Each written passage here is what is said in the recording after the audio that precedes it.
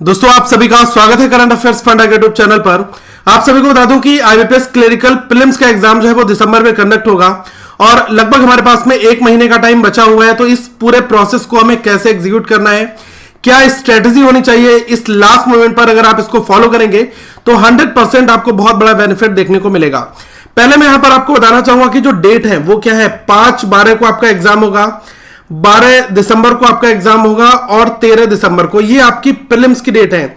और जो नया आपका शेड्यूल आया हुआ है मेंस एग्जामिनेशन के लिए, इसके हिसाब से जो क्लरिकल है वो दोस्तों आपका 28 फेब को होने वाला है अगले साल 2021 में। ये तो अगर हम प्रीलिम्स की बात करें आज की डेट से, आप नवंबर स्टार्टिंग से देखोगे तो लगभग हमारे पास में 30 से 35 दिनों का टाइम बचा हुआ है। अब ये टाइम आपको आगे लीड कराएगा, क्योंकि जितनी ज्यादा मैक्सिमम प्रैक्टिस आप इस मोमेंट पर करोगे वो आपको पेपर में एंट्री मेंस के लिए देगा। अब यहां पर मैं बता दूं कि आप प्रैक्टिस मॉक का फ्री मॉक जरूर अटेम्प्ट करें, क्योंकि इस पेपर के लिए इन्होंने काफी सारे नए टेस्ट भी बनाए हैं। अगर आप उनको देखना चाहते हैं तो लिंक मैंने नीचे डिस्क्रिप्शन में दिया है। और पहला जो मॉक टेस्ट है वो कंप्लीटली फ्री है, तो आप उसको एक बार जरूर बनाएं। अब यहां पर 4 आपके जो मेन एजेंडाज होने चाहिए। मैं ये जरूर कहूंगा कि एक महीना जब बचता है तो हम केवल प्रैक्टिस ओरिएंटेड सारी बातें करते हैं। तो पहले आप क्या करो कि जो प्रीवियस पेपर का जो एनालिसिस है वो मैं आपको यहां पर बताता हूं। ये आपको एक ग्लिम्स देगा कि पेपर में क्या क्या चीजें आपको पढ़नी है, किन चीजों की आने की संभावना ज्यादा है, तो हमें वहीं पर अपना मैक्सिमम फोकस रखना है। इसके बाद दोस्तों जब आप इन टॉपिक्स को समझ लोगे, फिर अगर आप मॉक टेस्ट को अटेम्प्ट करते हो तो इससे ये पता चल जाता है कि आपका वीक एरिया कौन सा है, आपको कहां पर सबसे ज्यादा काम करने की जरूरत है। तो आपको कॉन्टिन्यूसली वहीं पर आपको काम करना है, उसी सेक्शन पे, ताकि अगर आपका वो थोड़ा सा जो है वीक हो तो आप उसको स्ट्रांग कर सकें। ठीक है, अगर आपका थोड़ा सा वो स्ट्रांग हो तो आप उसको और भी ज्यादा वेरी वेरी स्ट्रांग कर सकते हैं केवल उस सेक्शन के ऊपर काम करके। तो ये जो किसी भी टॉपिक के ऊपर अगर आप वर्क करोगे तो वो आपको दोस्तों आगे के लिए बहुत बेनिफिट करेगा। और ये हमें तभी पता चल पाएगा जब हम बहुत सारे मॉक टेस्ट लास्ट मोमेंट पर बनाएंगे। और मेरी यही आप सभी से रिक्वेस्ट होगी कि आप किसी भी अलग अलग 2 कंपनियों के मॉक टेस्ट जरूर बनाएं। तो अगर आपको प्रीलिम्स में 20 मॉक टेस्ट मिल रहे हैं कहीं पर, या फिर आपको 20 to 30 मिल रहे हैं, तो आप अलग अलग मॉक टेस्ट में देखें कि आपका लेवल कैसा है, आप कितने क्वेश्चन अटेम्प्ट कर पा रहे हैं। और हमेशा टारगेट करें मॉडरेट लेवल के मॉक टेस्ट को बनाने की, क्योंकि इससे आपका मेंस का कवरेज भी रहता है। ऐसा नहीं कि आपकी जो मेहनत है वो बेकार चली जाएगी। कोशिश करें कि बहुत ज्यादा जो सिंपल मॉक टेस्ट दे रखे हैं उनको अवॉइड करें, क्योंकि दोस्तों पेपर अगर थोड़ा सा मॉडरेट आ गया तो फिर वहां पर आप फंस जाओगे। भले ही अभी आप घर पर अगर प्रैक्टिस कर रहोगे तो आप मॉक में 92 89 लेकर आ रहे हो, ये बहुत ज्यादा गुड सिग्नल नहीं है। अगर आपके पेपर को अगर मॉडरेट बनाया जाए तो वहां पर आप क्या करोगे। ठीक है, तो ये 2-3 चीजें रहती हैं। तो ऑलवेज मैं आपको रिकमेंड करता हूं कि आप थोड़े से मॉडरेट अच्छे क्वालिटी के क्वेश्चंस बनाएं। आप व्हाटएवर कोई भी टेस्ट सीरीज फॉलो कर रहे होंगे तो एक बार आप प्रैक्टिस मॉक का टेस्ट जरूर लें। इनके क्वेश्चंस जो है काफी अपडेटेड हैं और आपको इससे बेनिफिट देखने को जरूर मिलेगा। अब जैसे बहुत लोगों का डाउट रहता है कि सर स्पीड नहीं आ रही है, स्पीड कैसे आएगी। भाई स्पीड अगर घर पर प्रैक्टिस करने पर नहीं भी आ रही है तो ये बहुत ज्यादा टेंशन लेने की बात नहीं है। स्पीड हमेशा आप प्रैक्टिस करते जाओगे ऑटोमेटिकली इंक्रीज हो जाएगी, आपको ये चीज पता भी नहीं चलती है। अब ये रहता है कि आप अगर बहुत एक अच्छे बेहतरीन मॉक टेस्ट बना रहे हो तो वहां पर जब अगर मार्क्स 55 58 या फिर 60 भी आ रहे हैं तो ये भी दोस्तों अपने आप में बहुत अच्छे हैं। अगर मैं आपको एक सिंपल मॉक टेस्ट दे दूं और वहां पर 92 94 अगर आप अटेम्प्ट कर आ रहे हो तो इसका ये बिल्कुल मतलब नहीं होगा कि आपने हर एक चीज को कवर कर लिया है। लेकिन अगर एक बेहतरीन मॉक टेस्ट, लाइक अगर मैं आपको बात करूं कि ऑलिव बोर्ड भी अगर आपने बनाया होगा तो ऑलिव बोर्ड के पेपर भी काफी टफ होते हैं। ठीक है, मतलब मॉडरेट लेवल रहता है, क्वेश्चंस की क्वालिटी बहुत मेंटेन रहती है।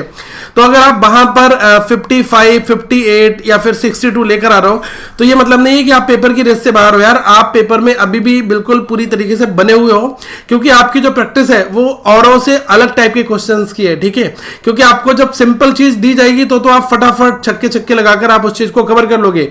लेकिन अगर थोड़ा सा हटके पेपर आ गया, मॉडरेट आ गया, क्वेश्चन नया आ गया, कुछ भी हो गया, तो वहां पर आप ही सर्वाइव कर पाओगे। तो इसलिए ध्यान रखना कि स्टार्टिंग में प्रैक्टिस जो है वो आपको बहुत ज्यादा ध्यानपूर्वक तरीके से करनी होगी।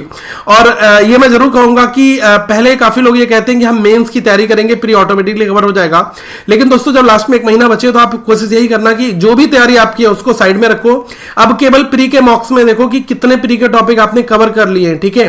क्योंकि क्या होता है लास्ट मोमेंट पर प्रैक्टिस जरूरी है। आपको पता है कि मेंस के लिए हमें टाइम मिल रहा है, आप दिसंबर में एग्जाम देकर आ जाओगे स्टार्टिंग में ही, उसके बाद पूरा दिसंबर है, फिर आपका जनवरी है, फरवरी है, ठीक है, लास्ट में फरवरी में एग्जाम हो रहा है, तो कहीं ना कहीं पर आपको लगभग 2.5-3 महीने मिल जाएंगे और वो मेंस के लिए बहुत इनफ रहेंगे, ठीक है।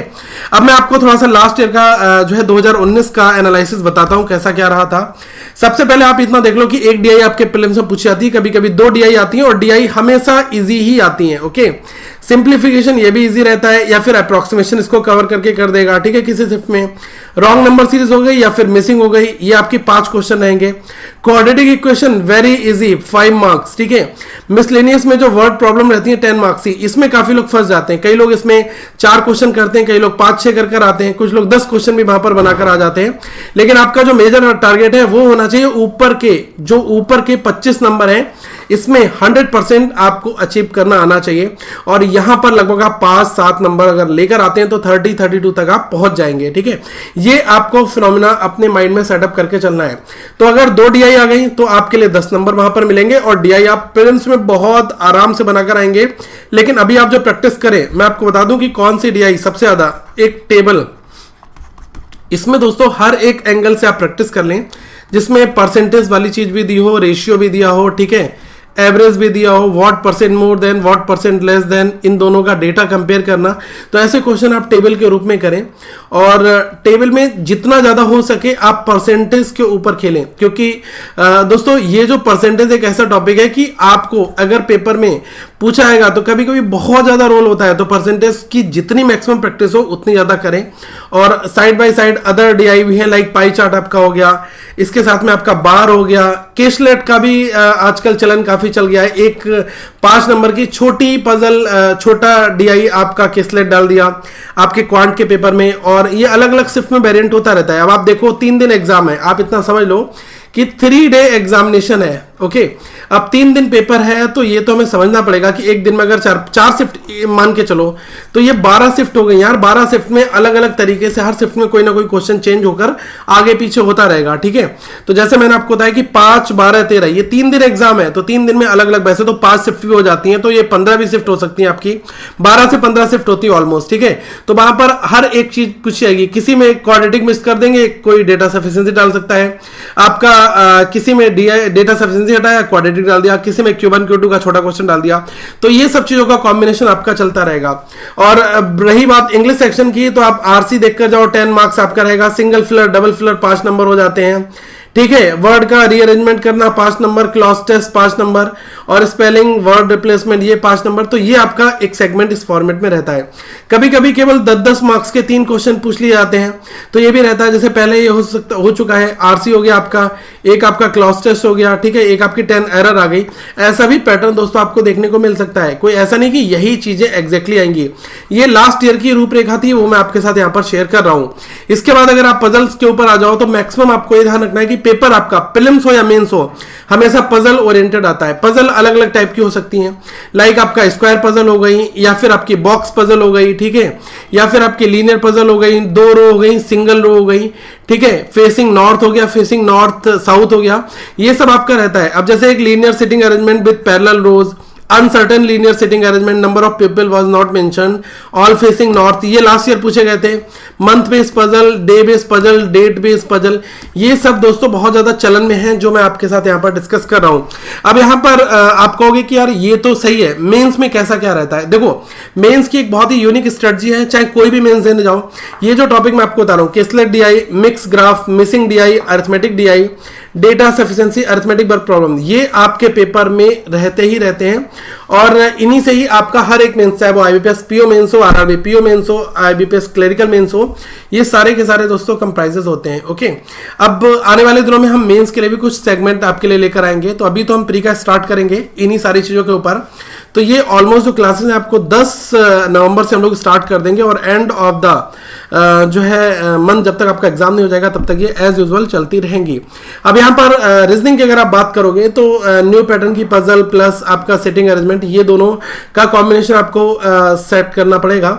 लाइक जैसे कि box puzzle, rectangle, days, month base puzzle हो गई, इसमें भी 2-2, 3-3 वेरिएबल वाली पजल आपकी मेंस में पूछी जाती हैं। सर्कुलर अरेंजमेंट 2-3 वेरिएबल, लीनियर, ठीक है, non number person in linear row, ये सब आपका दोस्तों रहता है। साथ में मशीन इनपुट वगैरह हो गया, ये चीजें। अब जैसे प्री में मैं आपको बता रहा था कि कितने टॉपिक हैं पजल के अलावा। लाइक आप देख लो alphanumeric series, alphabet series, ठीक है, आपके नंबर आ जाते हैं, वो चीजें आपकी यहाँ पर रहती हैं। साथ में ब्लड रिलेशन हो गया, अल्फाबेट हो गया, सेलोगिज्म हो गया, ये टॉपिक दोस्तों आपके पेपर में रहते हैं, ठीक है। तो ये थोड़ा सा एक आपको आइडिया लग रहा होगा कि पेपर हमारा किस डायरेक्शन में जाता है। और बाकी करंट अफेयर्स डेली बेसिस पर पढ़ो, क्योंकि आपको इतना देखना पड़ेगा कि जैन प्लस फेब, ये 2 मंथ आपको पेपर के टाइम पर पढ़कर जाने होंगे।